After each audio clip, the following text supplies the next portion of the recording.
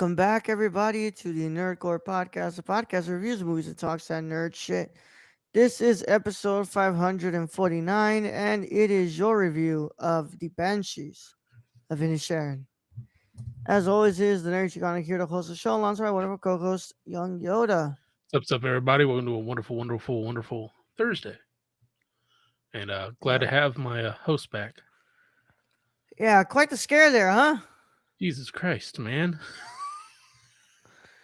If y'all are wondering where I've been in the last 3 days, well, 2 days, because what's it called? Today I got discharged. Um, I will go ahead and just say this real quick because I know on live show is when you all want to get the full story.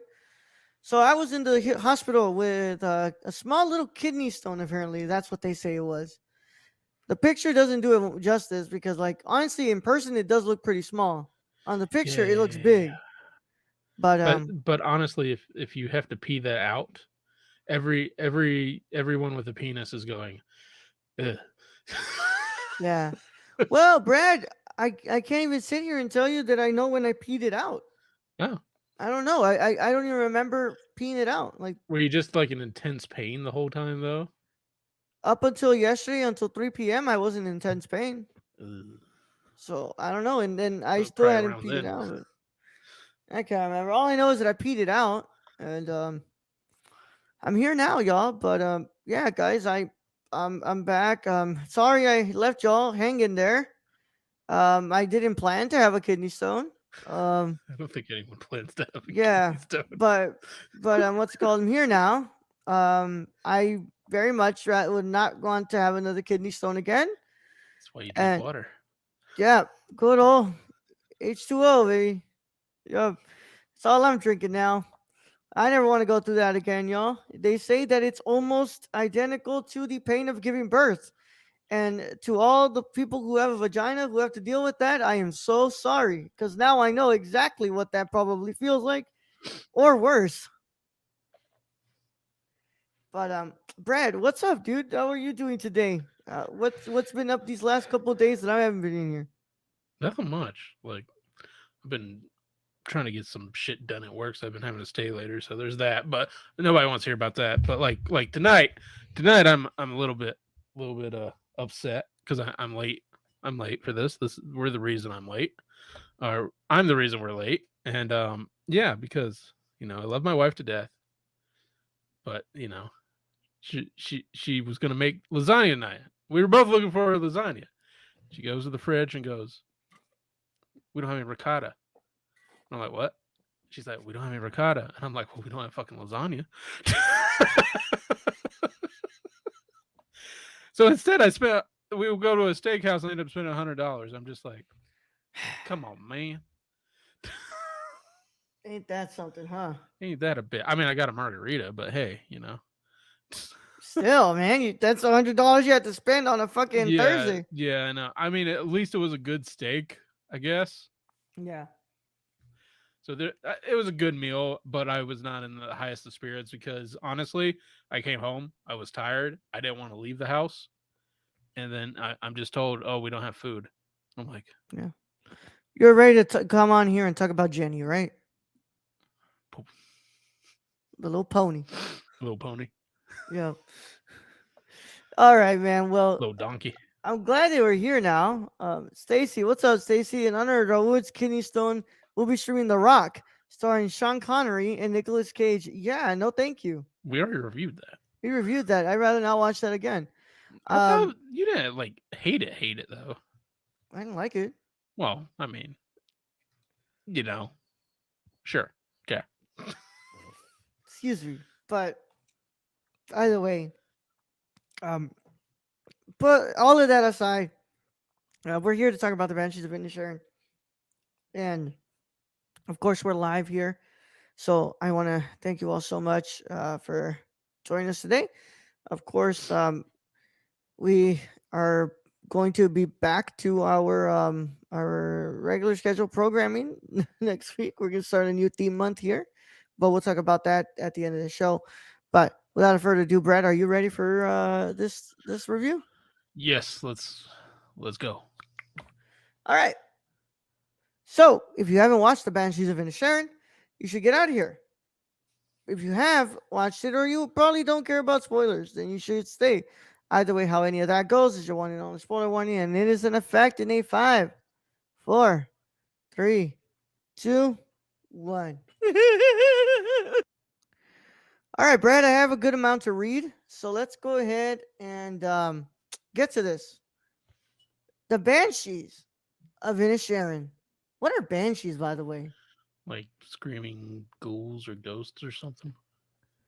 A banshee is a female spirit in Irish folklore who heralds the death of a family member, usually by screaming, wailing, shrieking, or keening. Oh, so now I know what that lady was. Yeah, now we know what the old lady with the hook Yeah, for a stick was. yeah. The Banshees of Inisherin is a 2022 black tragic comedy film directed, written, and co-produced by Mark McDonough.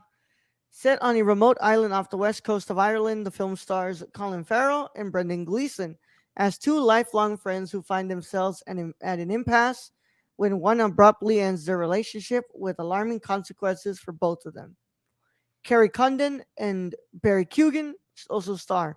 It reunites Farrell and Gleeson, who previously worked together on McDonough's directorial debut in Bruges. The film had its world premiere at the 78th Venice International Film Festival. By the way, y'all, I'm sorry if I don't seem energetic today. My body is just really, really tired. Take a Like, lot out to uh, piss a pebble out. but I really wanted to do this podcast, y'all. So, all right. So on September 5th, 2022, where Farrell won the Volpe Cup for Best Actor, and McDonough won the Golden Osella for Best Screenplay. It was theatrically released in Ireland, the United Kingdom, and the United States on October 21, 2022 by Searchlight Pictures. The film received critical acclaim with popular praise towards McDonough's direction and screenplay, the performances of the main cast, and Carter Burwell's score. The Banshees of Inisherin received 9 nominations at the 95th Academy Awards, including Best Picture, Best Director, Best Actor for Farrell, Best Supporting Actor for Gleeson and Keoghan, Best Supporting Actress for Condon, and Best Original Screenplay. At the 80th Golden Globes, it achieved 3 wins from 8 nominations: Best Motion Picture, Musical or Comedy, Best Actor, Musical or Comedy for Farrell, and Best Screenplay. Additionally, at the 29th Screen Actors Guild Awards, the film received 5 nominations alongside Everything Everywhere All at Once, for tying the record for the most nominations previously set by Shakespeare in Love, Chicago, and Doubt. It was also named one of the top 10 films of 2022 by the National Board of Review. So, cinematography is done by Ben Davis, edited by Mikhail E.G. Nielsen, uh, and the music is done by Carter Burwell. And it sits at an hour and 54 minutes. Yeah, Yeah, 54 yeah, I minutes. think so. Yeah. And it has made a box office draw of $33.6 million. It's pretty good for a film like this. Yeah. No budget here though, so we don't know exactly what the budget is, but that's 33.6 million, more than a lot of films. All right, Brad. So I'll go ahead and open this up to you, man. What are your initial thoughts on the Banshees of Inisherin? I'm conflicted. I'm conflicted about this movie. On one hand, like I like it. You know, it's good. But on the other hand, I don't know where all this praise is coming from. Compared to we've watched a lot of the new movies recently. And Yeah, I was, like the menu blew me away like we just watched. I was freaking raving about that movie. This movie, it's good. Like, don't get me wrong, it's good, it's interesting in a way, but it's just Colin Farrell being like the dull version of Colin Farrell for like 3 quarters of this movie, and then he finally flips and it gets interesting, and then the movie's over. That's how I feel about this movie. Um, yeah, it's interesting. Like Colm cuts off his fingers and he throws it at the door. Like that really made it interesting. But I don't understand just all the overall praise for this. Like I've seen like the best actor. I don't even know if Colin Farrell I would give the best actor in these nominees we have. Like there's just a lot of people who I thought went above and beyond what he performed in this role. But I mean, it's good, but I don't understand the enormous praise coming for it. That's where I'm at. All right. Um, so I've watched this film already. I've what's it called? I've had a lot of time to think about it too, and I like the film. Don't get me wrong here. I do like Uh, it, and I think its cinematography is beautiful. I really like the score as well, but I don't think I'd like this movie as much if it wasn't for all the performances in this movie, because the performances are really what hold it up for me. Because I don't think I ever sat down and really thought this story is really hooking me in. The whole time I was just thinking about like how great Colin Farrell is, how Barry Keoghan for like the 15 minutes that he's on screen is fucking fantastic. Or Carrie Condon, who is like really, really good in this film as well. And then you have Brendan Gleeson as well, who's like really good too. And I don't know. I thought this movie's good. I didn't think it was great, and I don't think that it really was something that I would have said was like anything near being like one of the best of last year. But it's definitely something that I still thought about after watching it, and I really thought that the performances were what held it up the most. I mean, and granted, I get where you're coming with Barry Cogan. I Yeah, don't know, but Keoghan. like, Yeah. sure, like he plays, even dimmer version of Colin Farrell. Sure, if we want to go that route, but I'm sorry, Colin Farrell is just playing fucking Colin Farrell in this. Like, he's like a dull version of Colin Farrell, I would imagine. And I mean, I just didn't find anything interesting in the acting until he turned, until the donkey died, until Jenny died. Colin Farrell was just playing like a very boring version of himself, and then he turned, and that's when you like, oh, okay, there's the acting, there's the acting of Colin Farrell that I'm used to. So Hmm. I don't like I said, I don't get the praise for Colin Farrell's performance in this. Brendan Gleeson is good in it. Like I mean, but then again, you if you're old, you can be able to play grumpy anytime. Be like, get out of my house. I don't want to be your friend. Here's some fingers. Like I mean, we're just gonna have a difference of opinion here because I thought it was all right. Like I just didn't think anything overly spectacular about this movie. It's a good movie. It's a fun watch. But other than that, like if we're comparing it to Everything Everywhere All at Once, like No, no. Everything Everywhere All at Once, that's fucking like acting, you know, grandiose. And this is just meh. Oh, sorry, Brad. I had to drink some water there. I sure do No miss shit. the hospital because they would just give me a refill of water whenever I wanted. Now I got to use up the water I actually have here. It's not well. It wasn't free to begin with, but It's never free at the hospital.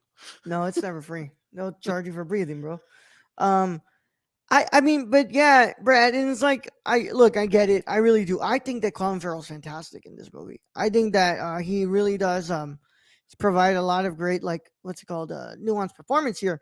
I do want to highlight what Stacy's been saying though. What's it called? Some people just want to watch your But best friend's that's what I house mean. burn. He's That's the way. interesting there when he turns and he actually goes and he turns and he has this beef. He's interesting when he's drunk and angry. All of the throughout the rest of the film though, it's like her, I'm the nice guy, her, and it's just like, okay, like good on you, mate, I guess, but this dude just told you to fuck off in so many terms and you kind of obsessing over it. Um I, I I don't know. His performance didn't captivate me in any way, except for that last like act. Well, Brad, I also have to say like I don't think I ever understood what entirely was happening in this film.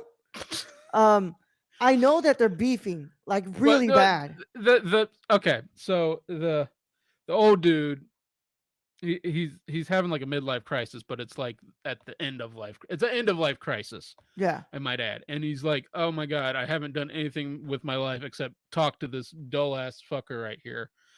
And honestly, like the one who gives the best performance is Carrie Condon.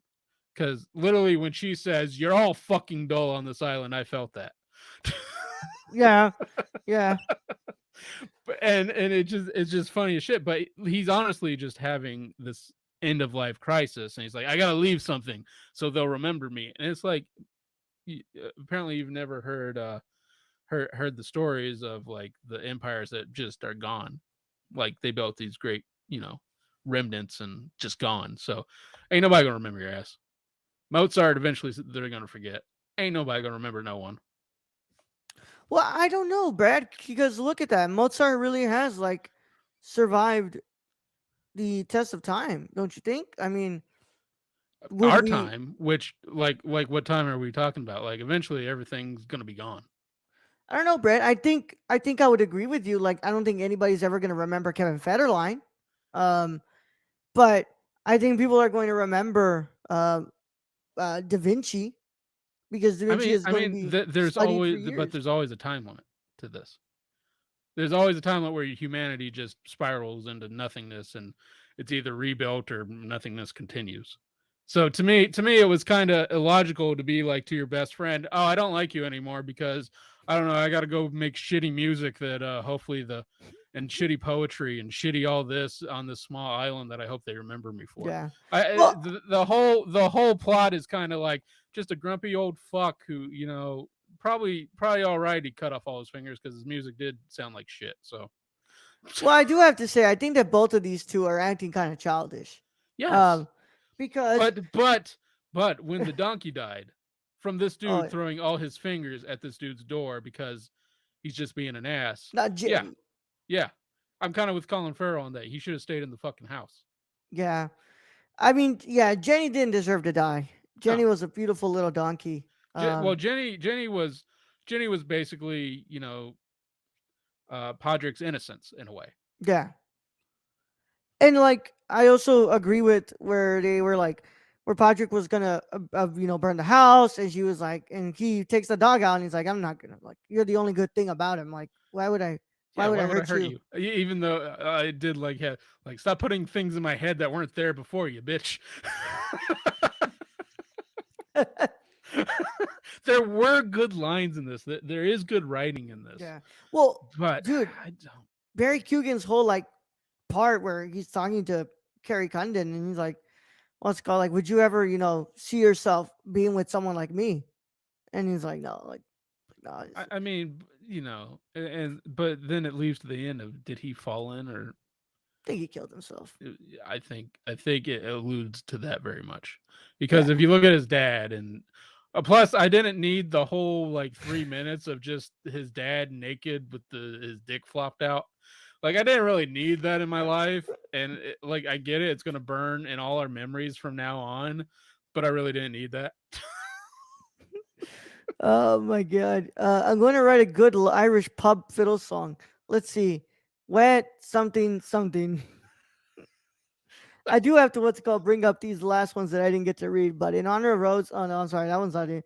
I heard Colm was going to give this film 2 thumbs up, but It's a thumb and a stump. I'm surprised at all the makeup and prosthetics they used to make one of the lead actors Okay, look like and Colin then Farrell. and then I gotta say the whole part of him cutting his fingers off and then them just showing it and him not like it not turning green and the rest of his hand falling off is bullshit in like 1928. Like because he was around Yeah, horses and shit and all that, like that should be falling off. yeah.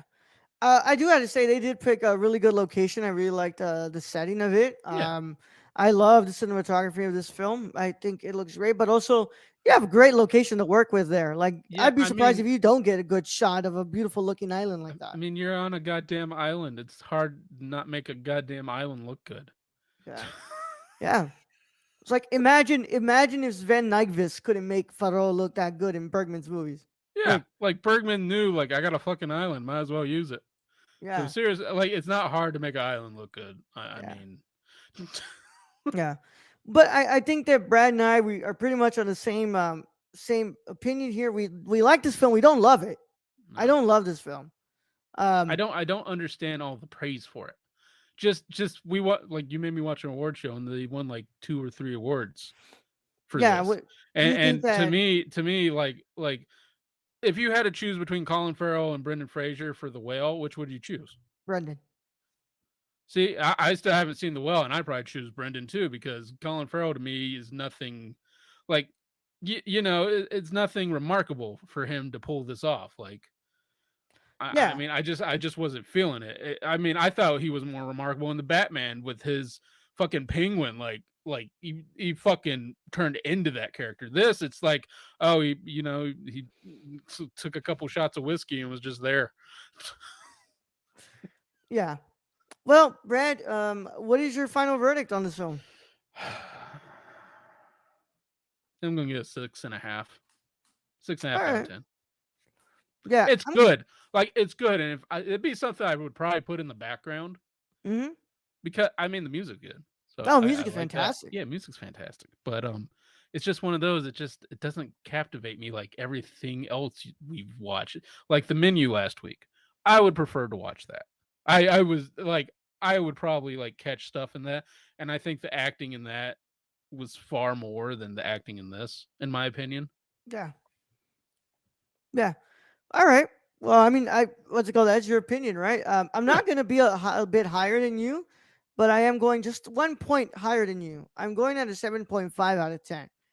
I think that the strongest part about this movie is the performances, and I think that there's something to the simplicity of this movie as well that can really captivate people.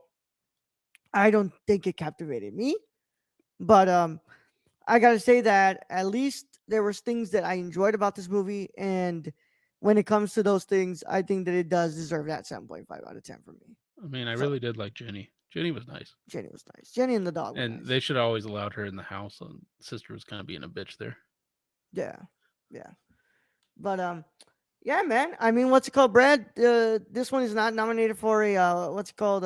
Is not nominated for Best Picture at the Golden Nerdies, but Colin Farrell is nominated for Banshees of Inisherin for Best Actor, and we'll see where that leads us. But yeah, I'm glad that we got to watch. I think, Brad, for when it comes to nominations for South Texas, Brad, you have one movie left.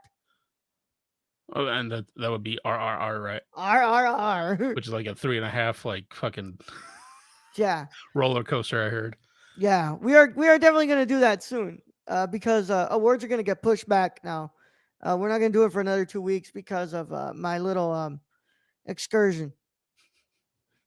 Yeah. But that concludes our review of the Banshees of Inisherin.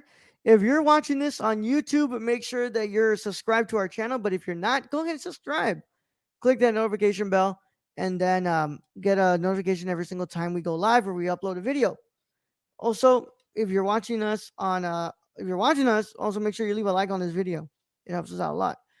If you're listening to us on a podcast platform, on a podcast app that allows you to drop a 5-star review, drop it for us, please, like a Spotify or Apple Podcasts. Please help us out with that. It would help. It would help out a lot. We also want to thank our Patreon supporters who make this possible. And of course, if you want to become a Patreon supporter, go to patreon.com/nerdcore for tiers as low as $1. We would also ask for you to follow us on Twitter at the Nerdcore underscore Instagram at the Nerdcore. And our Discord link is in the description of the audio and video platform. So check that out so we can talk about movies and pro wrestling and all that stuff that we love. Brad, we have some special people to shout out for our patrons. So we have some producers. One of them is our legacy producer. Brad, where can they find him? You can follow our friend Shane at twitch.tv/xsrk or on Twitter at thriftedil or go buy something from the Suppy God at prisoncityvintage.com. Sick. Yeah, Thrifted IL is still his Twitter, but if you're looking for him on Instagram, is now Prison City shit. Yeah. Um, our I other love Shane. producer is our wonderful Kylie. Kylie, Hi, I'm Kylie, so which sorry. which Uh, she did not join us in chat today. No, I'm so sorry, Kylie. We are going to do Teenage Mutant Ninja Turtles next week. I promise. I like I said, I didn't plan to get a kidney stone, but Kylie was messaging me and saying for me to get better, and so I really appreciate that, Kylie. Um, Go but yeah, Turtles, go Turtles, go. yeah. But you can follow Kylie at Kylie PLI on Twitter, Kylie P Sports 90 on Instagram, And of course, without further ado, y'all, we will see you all for next week as we begin our month looking at some films from Ray Liotta. We're going to be celebrating the career of Ray Liotta. Last year, Ray Liotta did pass away, and we didn't really get the chance to celebrate his career.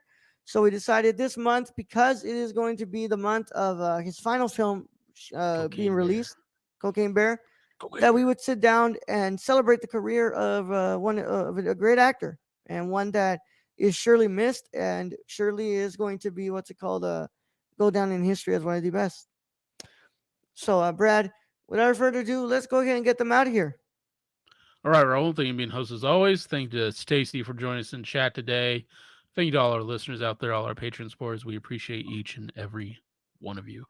And in this episode, I'm just gonna say, don't cut off your fingers, don't throw them at your ex best friend's door, and don't let your ex best friend's donkey eat them. Young Yoda out.